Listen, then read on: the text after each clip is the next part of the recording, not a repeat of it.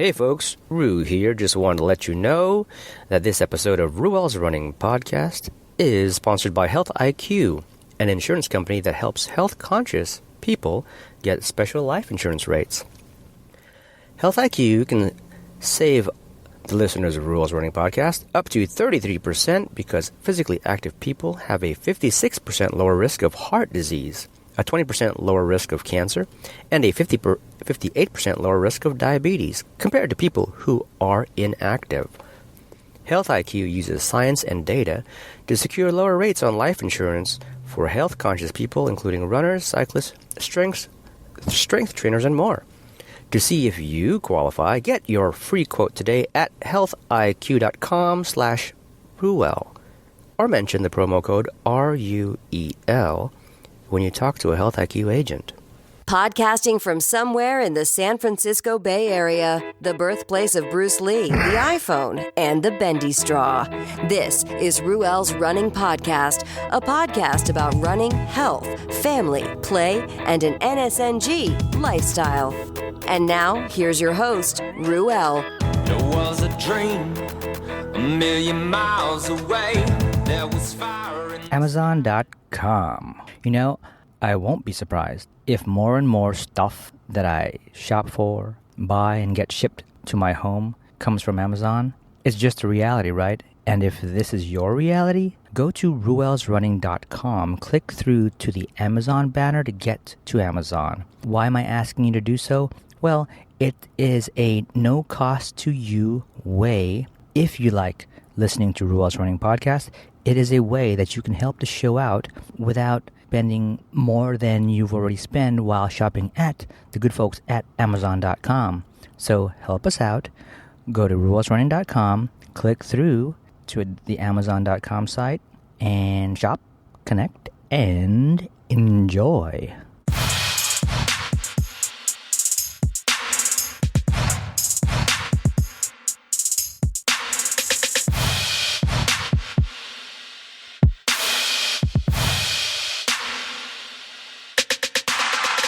Hello everybody, welcome to Ruel's Running Podcast. I'm your host, Ruel Abadam. How's it going? It's another silly show. You know, I haven't said it in a while, but I used to say, in here, everyone's a runner. You may not be putting one foot in front of the other, but trust me, you are running something. And I still believe that's true. I just haven't said it in a while. And that's the case. These days. I haven't been doing a lot of running. I've been thinking about it, but there's a reason why I haven't been doing a lot of running lately, and that's because I'm basically wrapping up week 2 of having to deal with some sort of flu. You like that rhyme? I'm pretty good at that, you know. So if you want to step up to me and you want to rap battle, I can hold my own. Hey guys, so. Glad you're here. Glad you're here to listen to this nonsense. I like to tell folks. I've been telling folks lately, you know, who pick up the podcast. You know, well, first of all, before I get into that, I want to say thank you for listening. If you are a new listener, welcome. And if you are a return listener, hey, how's it going? Glad to have you back. So, what I've been saying to folks who just recently picked up the podcast, you know, is that I appreciate you listening, but I also want to give my condolences because, you know, I'm a kind of, and you can tell I'm driving. I have a lot of fun with it, you know, when I'm not in the dark hole of a mental space. I like to have a lot of fun with it, and I keep thinking about creative stuff, but it really depends on the execution. Do I actually get down to getting creative with the show? And it's still stuff that I got to work on. But I tell folks, you know, my condolences for you picking up the show. But I am grateful that you pick up the show. And so I want to give a shout out. I want to give a shout out to Ted. Ted is a friend, and he was also a former colleague. You know, him and I used to spend time at the Google. I'm no longer at the Google. I don't know why I call it the Google, but it's fun. Spent my time working there it being my day job, and it was way before the podcast. And Ted and I are still friends. His family, my family, we're all close, as close as we can be, and we live not too far from each other. And time and again, we get to see each other and then watch and see the kids get bigger. But I learned recently that he picked up the show, and I kind of forgot that I must have brought it up. And Ted's a good friend. He's a better friend than most who actually takes the time to listen. So shout out, Ted. Hey, what's up? How's it going? If you're listening to this particular episode, Ted, just saw you earlier this evening, and I'm trying to creatively, or I'm trying to burn off some of the extra life into living, sweet stuff that I got into during our partying together, because Ted and I, we like to party, so kind of loopy right now, and I had to turn on the mic. But shout out to Ted, and shout out to Tracy. What's up, Tracy? Folks, I just want to give a shout out to Tracy as well. She's picked up, she completed a half marathon, and she told me her finishing time, and that's way faster than I'd ever be able to accomplish a half marathon. So good on her, and wish her many more running and racing and enjoyment out on the road or the trail or wherever she chooses to enjoy it. And Ted as well. They like to. They both run, and so there. Yeah. Wanted to just give another announcement that if you happen to have some cool tunes that you can give me, that you have first the rights to and can give me the authority to play on the podcast, that'd be awesome. I am looking for music to change things up a bit, and if you have something, let me know. 650-MUG-RUEL, and or on the website ruelsrunning.com. Hit me up on SpeakPipe. There's a little SpeakPipe widget on the right side of the website. Just tap on it. It'll bring you up to where you need to go, so that you can use your computer's microphone to leave me a voicemail or a voice message. And if you don't have any music, you can still reach me there. And tell me what's on your mind. It might not even relate to anything that I am looking for, but if it's interesting enough, I'll bring it up on the podcast. Maybe you have a joke. Give me a joke. Somebody, tell me a joke. And it can be a dirty joke. And it can be like filthy, disgusting, dirty, whatever. And while we're at it, folks, get on SpeakPipe, leave something for me. I don't remember how many seconds or minutes you have to leave me a message, but leave me something. Call me on the line, 650-MUG-RUEL. Leave me something.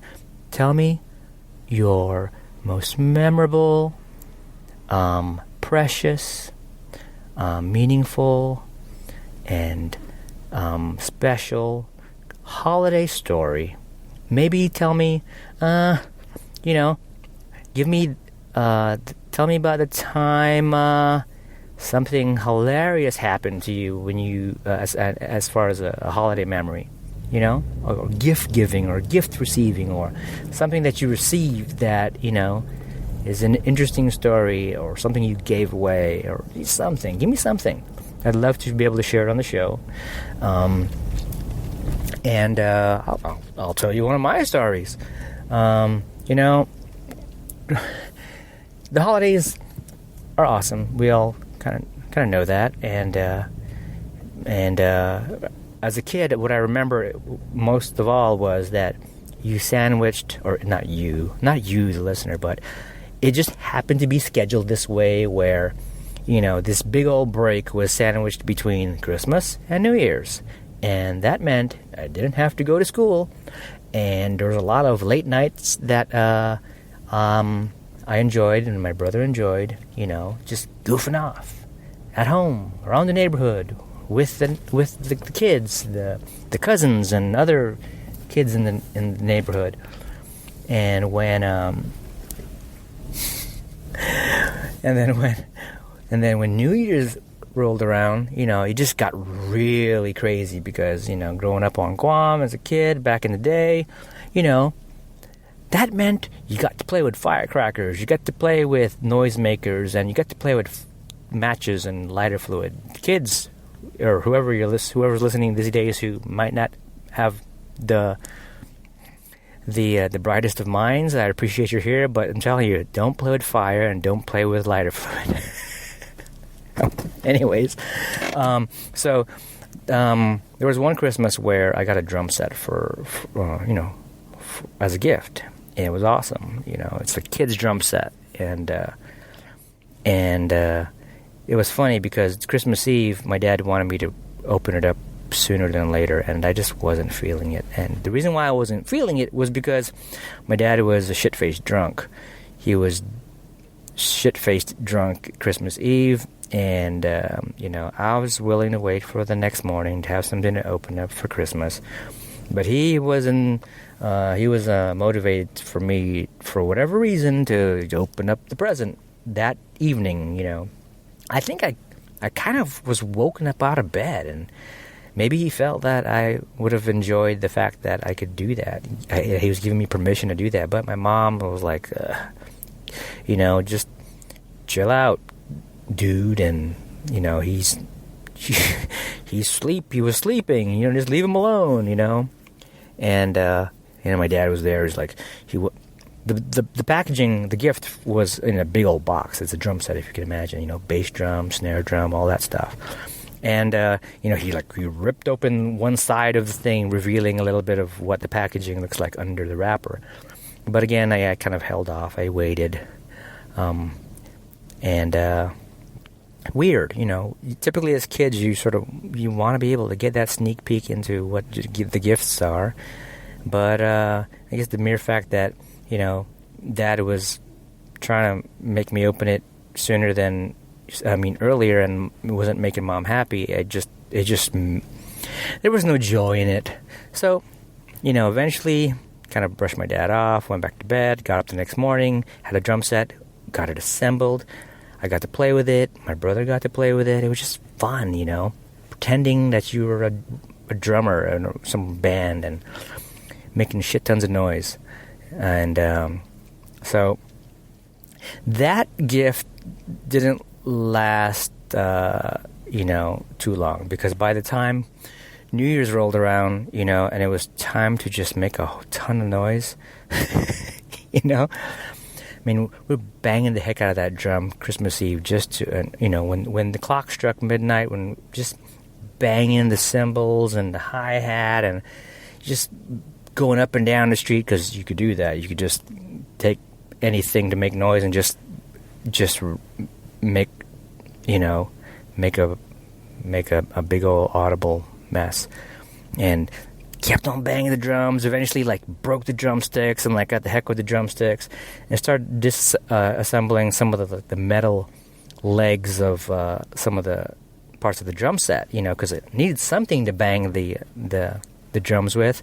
The skins or whatever they're called, and it's kind of dumb, and it's taking a piece of metal and banging it on the drum and just ripping gigantic holes over the drum. So then eventually it's there weren't any drums left. It was just remains of what used to be a drum, and so much for that. And didn't last that long.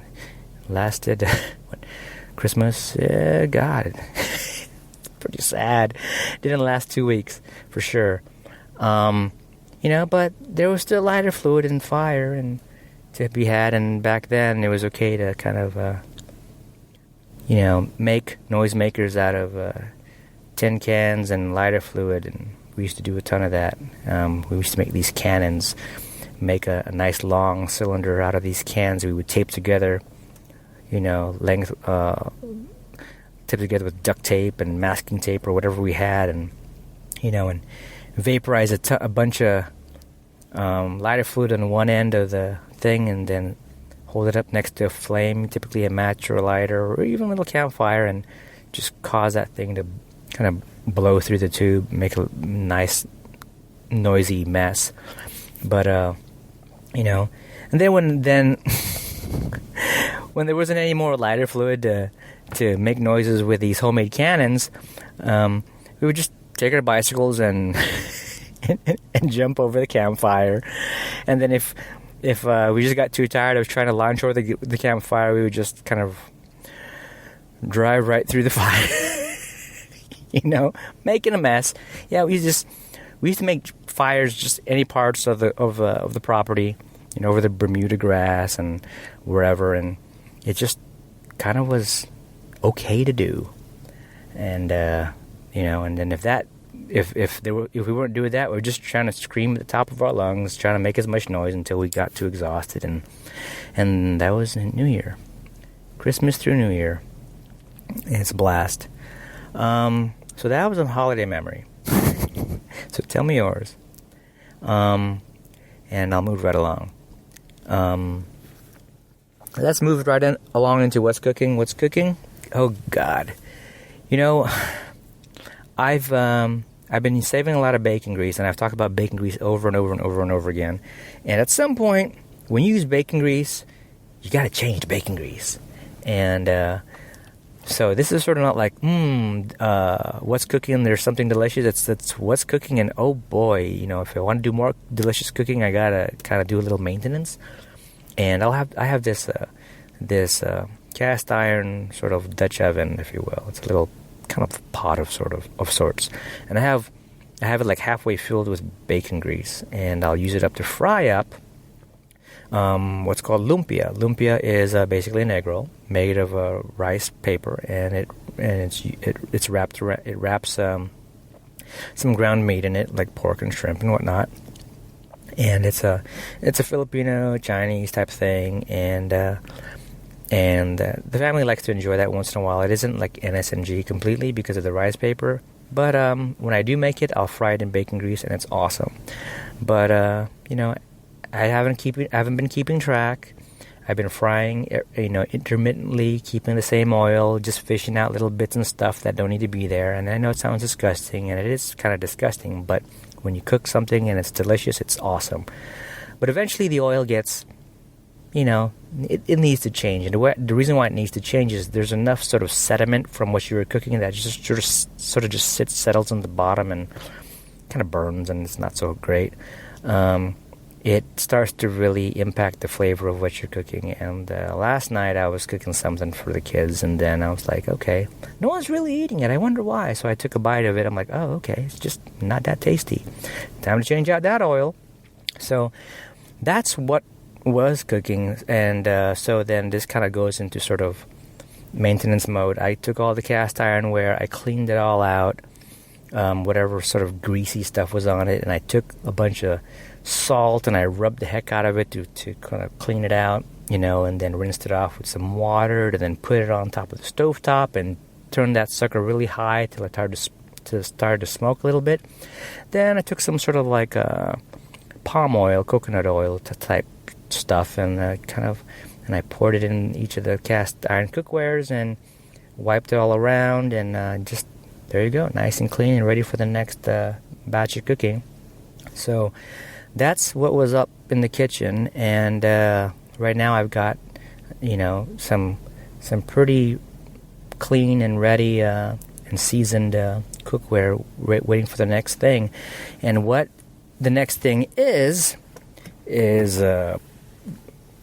baby back ribs. I'm tasked to do some baby back ribs for meal prep, and because it's meal prep, that automatically means bone broth needs to be fired up in the Instant Pot. And I'm going to be doing beef and chicken bones in the Instant Pot, making some delicious broth, and that should be good. Should be good to go there. So there, yeah, that's what's cooking. Let me know what's cooking in your kitchen. You know how to reach me. 650-MUG-RUEL.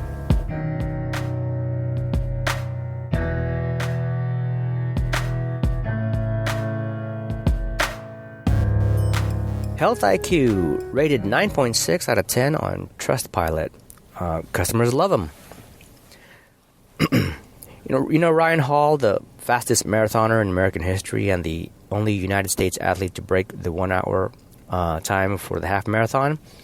This is what he has to say about Health IQ. Quote, "It's perfect because it's made for people like me with a healthy, active lifestyle." Unquote.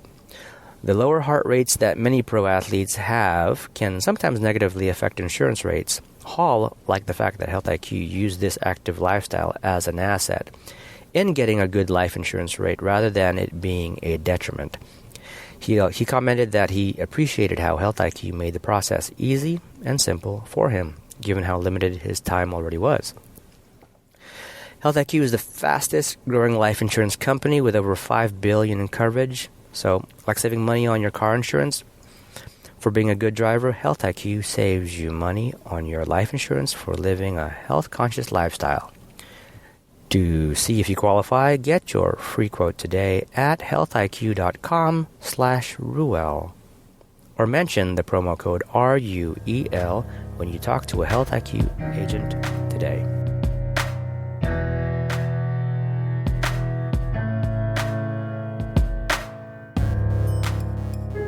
Okay, guys. So, what I don't talk about that often now is, living this NSNG lifestyle. There's no sugar, no grains lifestyle. And it's never perfect. When it is perfect, it just feels like you're invincible. But then... Coming up, Rue gives us something else. else. Hush. Thank you very much. Sorry about that, Anna. We'll have to do that later. Coming up, not right now, maybe later. It's been about, I don't know, I kept saying 4, but it might actually be 5 years. 5 years having to, follow this way of living where, you minimize or eliminate sugars, sweeteners, grains, and, consume healthy fats and, and along the way, that stuff sort of gets your body accustomed to relying on, things other than sugars and carbs for energy, and that is a pretty cool thing. Not just for performance, but for health. I mean, that's just what I've come to subscribe to, and my body works well with it. And when I'm not on it, and I've talked about it sort of recently, having been off track in the past year for the most part, is when I'm completely the opposite. Not eliminating sugars and sweeteners and grains, primarily of the wheat kind, with gluten and whatnot. And my body does stuff that doesn't make me feel good, So, I guess I want to talk about, how does one, how have I, and I haven't talked about it in a while, get into it, and it's not just getting into it, but how do you also get back into it? It's the same thing, right? And it's when you figure out what you shouldn't allow and what you should allow. Because when you shouldn't allow or restrict or eliminate something, you need to replace it with something else.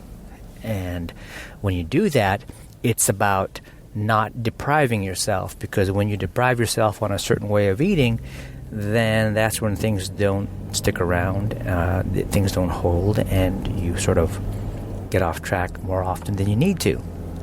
So, again, what you want to do without are things that are sugar or sweeteners, and right off the bat, that stuff is, just don't eat candy, don't eat cakes, right? Donuts, hot chocolate, peppermint hot chocolate. You know, what the hell is it called? The pumpkin spice, blah, blah, blah, and juices, right? Sodas, diet sodas. I'm trying to think what I used to be notorious for, not for, but what I was notorious at. And what I was notorious at was diet sodas. And you're like, wait a minute, diet sodas are 0 calories, so, you know, you can afford to consume them. But no, they're not, because the artificial sweeteners are just as bad or even worse than, you know, the natural sweeteners. Either way, it's dog shit, so you want to get off of it. And it's dog shit with chemical dog shit in it, and it's not good for you, right? And you know it's true because, I mean, when I switched years ago, when I switched from regular sodas to diet sodas because I thought I was smarter than everybody else, and I was reading all the bullshit fitness magazines and bodybuilding magazines and getting into supplements and all that other bullshit and subscribing to, you know, calorie in, calorie out, and, you know, I switched from regular sodas like Pepsi to Diet Pepsi, and I thought, like, yeah, I'm smarter than everybody else because I'm 0 calorie soda. And when I first got into diet soda, it tasted just like chemicals, right? But my stupidity was greater than my taste buds at the time, and I'm like, I ignored the fact that I was drinking chemicals, and over time I got used to it, and it didn't bother me, right? And in my mind, that just tells me I just sort of tipped the gut microbiota in the diet cola favor by, you know, whatever you put in your gut, you know, the gut bacteria that appreciates what you put in your gut, those certain ones will thrive and the other stuff won't, and whatever thrives will somehow impact your impulses, your mind, your whatever. It'll tell you, it'll send those things, those little buggers will send you signals, send me more of whatever that is. And in this case, that could have been, hey, send me more of that diet soda, will you? Because I dig it, and it made me happy when I made those bugs happy. But it didn't do me any favors. Right? So I was pretty big on diet soda. I was so big into it, I would like drink it. I would have it on my bedside when I would go traveling with the family. I'll have diet soda right on my bedside. So if I got thirsty in the middle of the night, I just, you know, take a hit of Diet Pepsi or Diet Coke. It's kind of dumb. And I broke that habit. One of the best things that ever happened to me by listening to a vegan was how that individual busted out of his dependency on sodas. And that advice, it doesn't matter if it came from a vegan or if it came from non-vegan, it just how to bust out of it. And you can almost bust out of anything if you practice this approach. It's just get off of it for like a month, right? Create enough of that habit of avoidance where then you realize, okay, I can get through the day without having to have this as part of my day. You know, it's like smoking. If you can break out of that habit, that routine of having cigarettes be part of your life when you take a dump, after you eat, after you have sex, after, you know, when you're out in social events, you know, then you can teach yourself that you can live without it day to day, you know. So same with sodas. Just, you know, I'm not saying, you know, have a soda after you have sex or while you're taking a dump. I'm just saying, you know, get it out of your daily ritual, and you'll know that you can live without it. And so that was me. And then, you know, breaking out of, like, I used to be really into tuna sandwiches, and there's nothing wrong with tuna, but we know what's wrong with the typical tuna sandwich? The bread. The bread is grain and sugar, you know, and depending on how much you want to spend on your bread, the least that you spend on the bread, you'll probably have high fructose corn syrup in your bread. And so that's the bread. The bread sucks. And then, you know, when you make a classic tuna salad sandwich, now I just doing salad because that's what I was getting into. You put in like Best Foods mayo or Miracle Whip, which is all not a miracle, and it ain't the best food because it uses canola oil or vegetable oil or some dog shit oil in it, right? And it's highly inflammatory and toxic and blah, blah, blah. So it's not good for you, you know.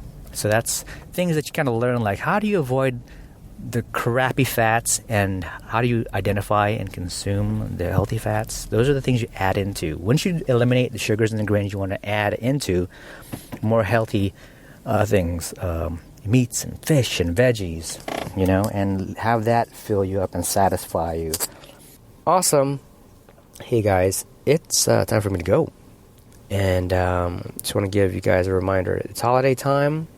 As you do your gift buying, go to ruelsrunning.com and click on the Amazon link and then do your shopping. That'll help the show out a lot. And, and